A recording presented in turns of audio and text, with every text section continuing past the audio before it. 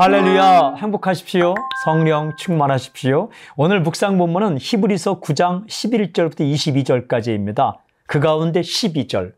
지금 읽게 되는 히브리서 9장 12절은 어찌 보면 히브리서에서 가장 중요한 구절입니다.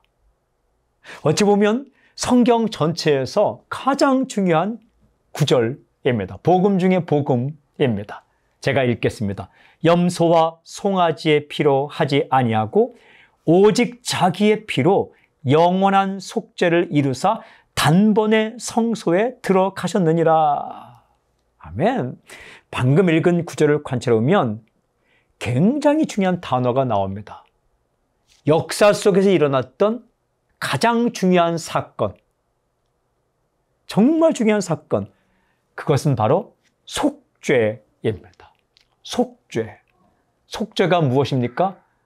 하나님께서 인간의 죄를 용서하셨다.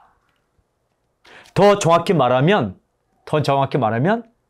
인간의 죄를 대신 용서받았다. 이 사건입니다. 이 사건이에요. 그렇다면 하나님께서 인간의 죄를 용서하시고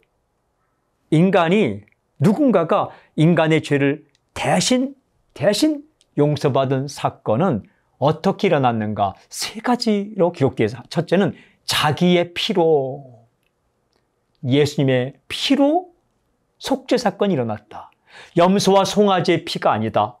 구약 성경의 짐승 잡는 방법이 아니다. 하나님의 방법은 예수님의 피다. 자기 피다. 그 다음에 두 번째는 영원한 속죄. 한 번 속죄, 죄 용서 사건이 일어났는데 그것은 영원히 지속된다. 영원히 지속된다. 영원히. 그리고 세 번째는 뭐예요? 단번에. 여러 번 하지 않고 단번에 그 사건이 일어났다. 자기의 피로 영원한 속죄, 그리고 단번에. 이게 복음입니다.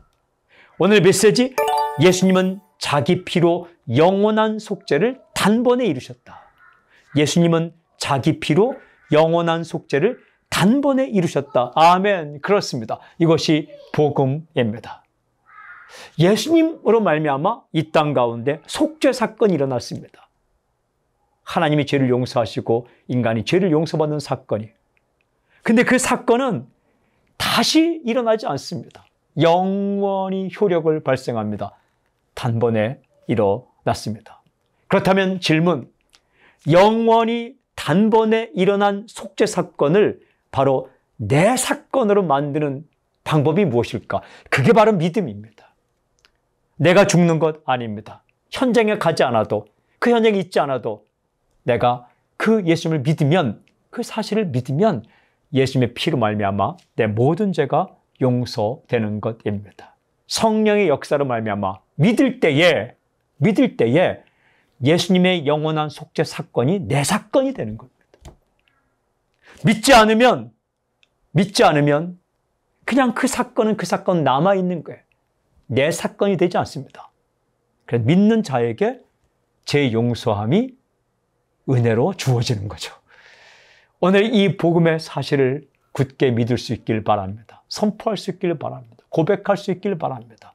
선언할 수 있길 바랍니다. 오늘 적용기도, 예수님께서 자기 피로 단번에 영원한 속죄를 이루셨음을 굳게 믿게 해 주십시오. 아멘. 하나님, 사탄의 공격에 속지 않게 해 주십시오. 사람들의 공격에 넘어가지 않게 해 주십시오. 예수님의 피로 단번에 영원한 속죄가 이루어졌음을 굳게 믿게 하여 주시옵소서. 예수님의 이름으로 기도합니다.